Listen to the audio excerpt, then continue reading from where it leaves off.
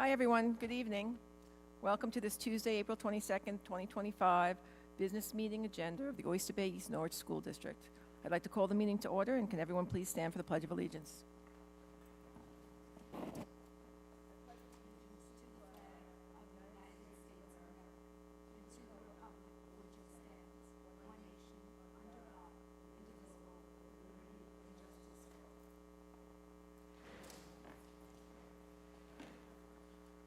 Okay, Ms. Santos, correspondence. All correspondence was via email. 328, Lindsay Thornton for the O-Bend swim team. 328, Darren Jabrosi, girls flag football, spring 2026. Thomas Windhausen, updated written request follow-up. Thomas Windhausen, updated request follow-up. The first one was 4-4, the second one was 4-6. Chris Smukla regarding a Vernon issue. And Zachary Nyberg regarding response to FOIA request, and 58 emails from Heather Nadalny regarding various subjects between March 26th and April 22nd. Thank you, Ms. Santos. I'd like to turn it over now to Dr. Yanni for the superintendent's report.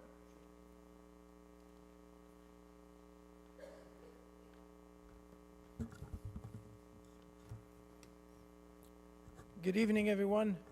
I hope everybody had a wonderful, relaxing break.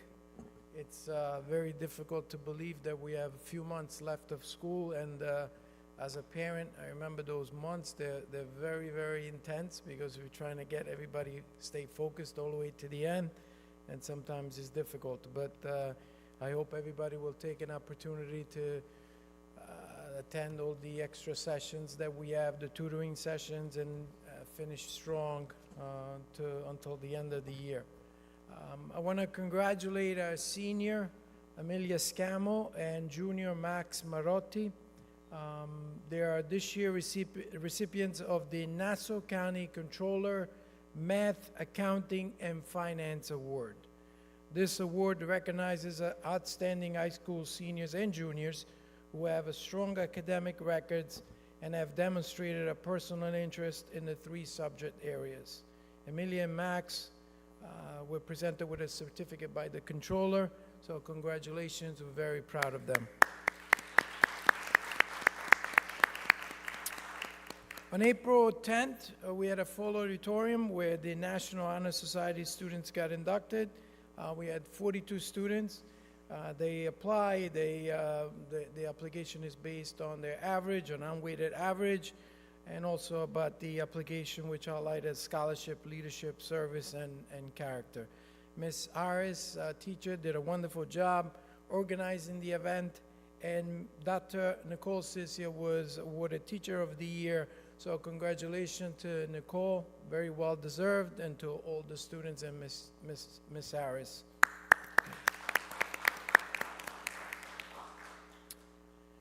So tonight on the agenda, you will notice a resolution to grant tenure to a special individual who has worked and continues to work so hard every single day for the students of Oyster Bay. So it is with a huge smile and a heart full of pride that I recommend we grant tenure to our fantastic Deputy Superintendent, Maureen Raynor. Maureen, in a very short period of time, became an essential component of our district. She works tirelessly behind the scene, never looking for recognition or a spotlight. So I'm pretty sure that this is not a comfortable time for her, that she put on the spotlight, but Maureen's time with us has been nothing short of amazing. She's gone above and behind in everything that she does, always putting our students first and diving head first into new ideas to help our students succeed. There are so many initiatives that Maureen is working on, but just to name the latest one, which has been transformative for our district, is our 21st Century Capital Project that we started a few years back. Maureen has been right there with me and the entire team since the beginning. We started this journey. To be honest with you, there are times when I sit with Maureen at these meetings every Tuesday. I don't know what we're going to do when the meetings are over, but Maureen is pretty much talking to the contractors, and she's a very tough negotiator, and sometimes I don't even understand what she's talking about. So I'm glad that she's there because she's a good translator about all the technical terms, but it's almost another language. So thank you for all the translation, Maureen.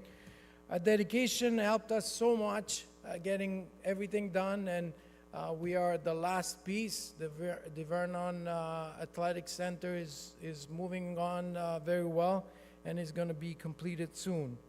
But Maureen is much more than our job. She's an incredible woman with so much energy. I keep telling her all the time, you should really seriously consider running a marathon or an Ironman or something, because you would definitely win. She's a wonderful teacher. I had the pleasure of observing her many years ago. An amazing businesswoman, an amazing human resource administrator, construction expert, and a fantastic negotiator. Honestly, she's a dream colleague. I'm so lucky to have her on my team. And Maureen, I promised you that I was not saying anything, but sorry, I had to do this. So this recommendation is all about recognizing Maureen's incredible leadership, her knowledge, her passion for our district, her dedication to her students, staff, and community. So Maureen, I want to congratulate you from the bottom of my heart. I have a few things for you, which was very difficult today to keep it away from you.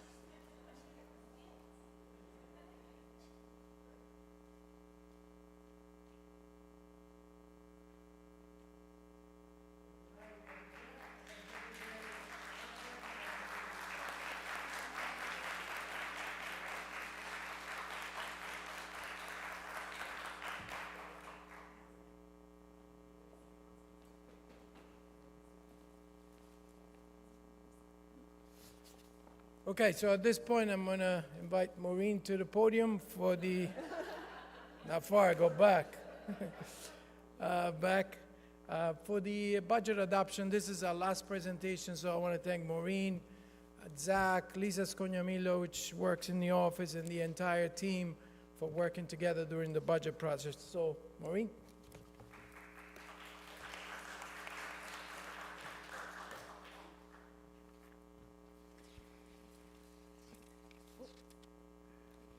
All right, so I was told to get back to work, so here we go. I am pleased tonight to present the fourth budget presentation. This provides an overview of the budget that you do see on tonight's agenda for the board to review for adoption. So as we present the budget throughout the whole season this year, we've continued to keep the vision of empowering all students to achieve excellence, and our mission has remained the same: to advance Oyster Bay East Norwich as a model of excellence and innovation, providing exceptional opportunities and outcomes for all students while partnering with our community and staff to ensure thoughtful management of resources and investments in the future. Additionally, each year, we work on a focus for the budget cycle. For the 25-26 cycle, we have maintained the focus of staying within the allowable tax levy cap, aligning our resources to foster student growth and success, and to appropriately use our reserves to prioritize safe, efficient, future-ready learning, and to promote fiscal responsibility, which I'm very proud we saw this past fall when our external auditors presented us with a clean audit, no current or no prior year findings. Today's presentation is an overview of all the components, the revenue and the expense, as well as the capital reserves, and providing some voter information at the end. Looking at the budget, simply put, our revenues must equal our expenses. Our revenues are primarily in this district received from our tax levy, which I'll spend a little time discussing, as well as some state aid, some reserves, fund balance, and some miscellaneous revenue. Our expense side of the budget, which again must equal our revenue, is primarily our salary and benefits and contractual services.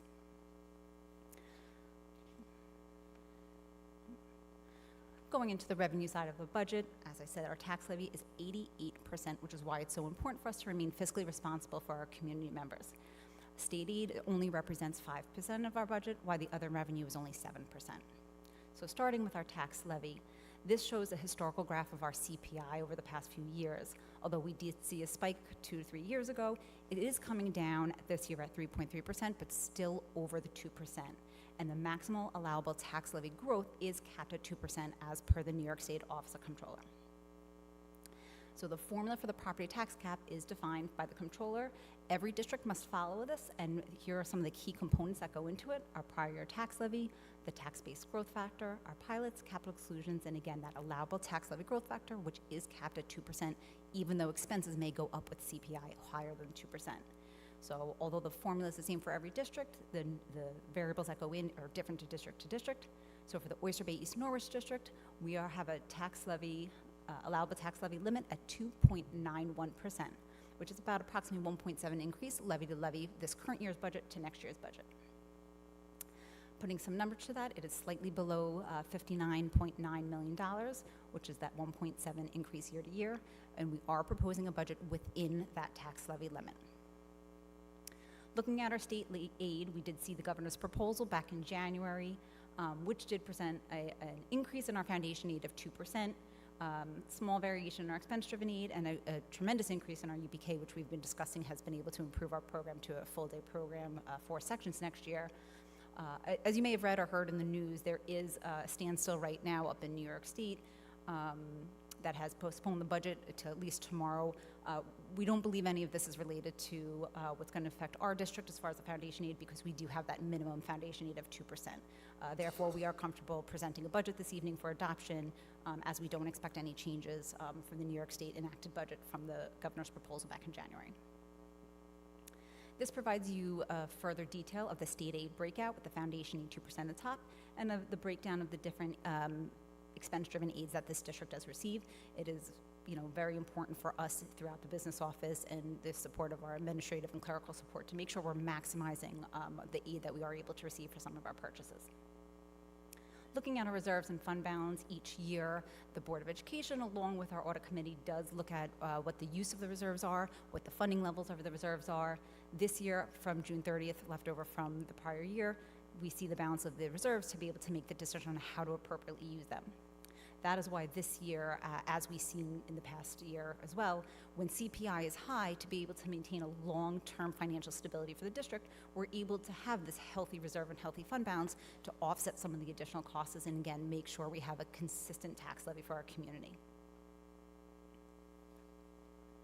These are just some of the miscellaneous revenues. Again, a very small percentage of our revenue, but it's important to share that these things come from use of facilities, our interest income, county reimbursements, and several other sources that you do see listed there. Putting all that together, each of those 3 categories, you can see our proposed 25-26 revenue budget is $67,791,061, which is, again, just about a little more than $2 million increase from the prior year. Putting it into a chart, you can see, again, the tax levy is the 88%. Looking at the expense side of the budget, again, has to equal what we gave for the revenue. So it's important that we break it down so you can see where all of the increases are coming from. Salary and wages right up at top, the $34 million approximately. Benefits as well, and transportation are some of the large increases. This shows a year-to-year comparison of the budget with the difference on the far right of this. Putting it into a graph, again, you can see our salaries and wages, which are our contractual amounts. Our benefits in red is another 25%, and then the transportation is one of the largest costs. Most of the other services are fairly small pieces of our chart for this year. Another way to break down the budget to look at it in specific details is called a 3-part budget. This you will see in your budget newsletter when it is mailed home. It breaks down the budget numbers into the administrative, which is more supervision costs, legal costs, things in that nature, where the capital is about the facilities and utility costs, and the program, as you can see, is the largest area because that's the one that really focuses on the educational and classroom materials cost. So this gives the community an ability to see the breakdown of those numbers specific to each of the categories in which they're budgeted.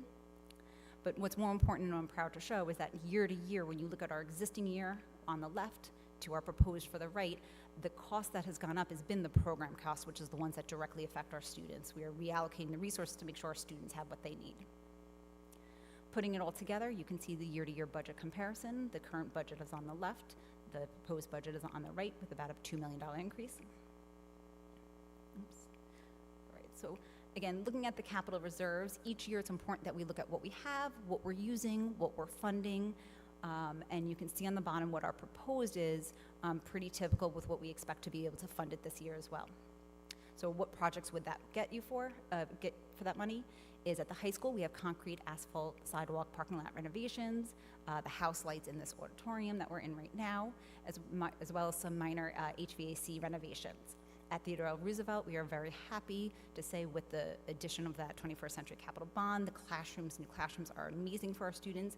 We want to make sure that their cafeteria now gets turned back into the stage for student use. So there's going to be some cafeteria renovations, air conditioning that cafeteria, and then some minor carpet and flooring replacement in some of the classrooms that are just older. District-wide, there's some roof repairs with just one roof replacement over at the administration building that's beyond its years. Following the technology projects, this is very consistent with Ms. Gibbons' 5-year technology plan and what she's presented specifically for our one-to-one student device, where students at TR have the one-to-one ability to use iPads, and then Chromebooks in 3rd grade, which then get replaced later on. Staff devices do get rotated out every several years, as well as rotating out the older educational display boards and some security system upgrades. So the $485,000 coming out of the Technology Capital Reserve will support all of these projects. This slide just presents what you will expect to see on the ballot on May 20th. The first proposition is the school budget that I just presented. Proposition 2 is for the Technology Capital Reserve.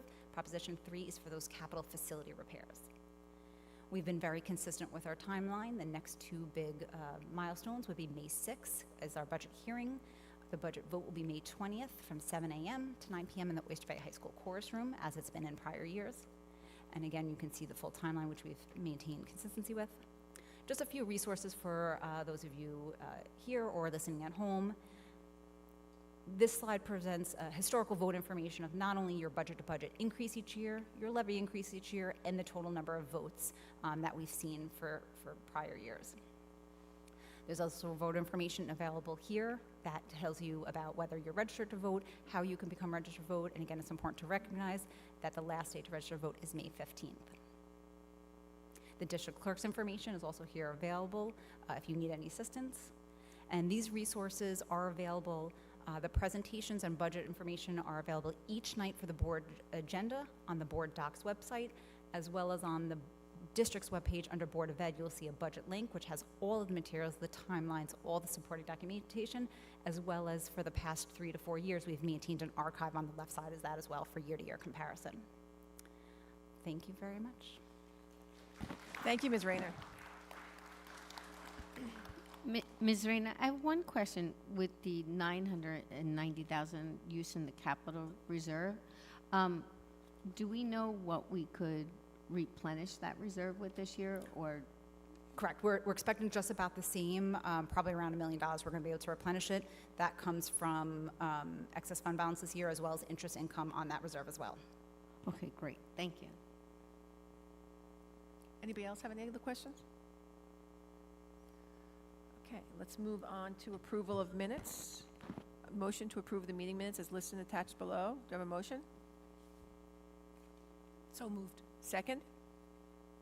Any discussion? All in favor? Aye. All opposed? Motion carries.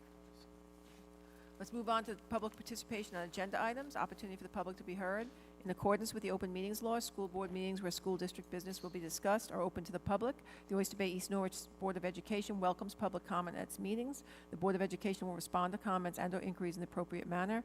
This portion of the meeting is designed exclusively for agenda items. A sign-in book is provided for those residents wishing to address the board.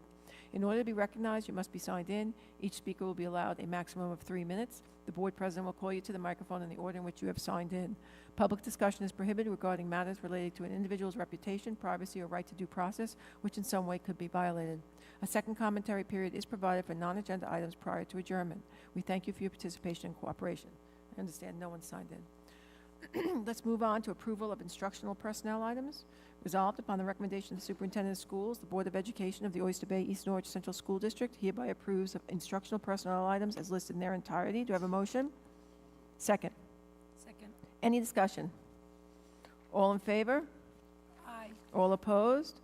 Motion carries. Congratulations, Ms. Rayner.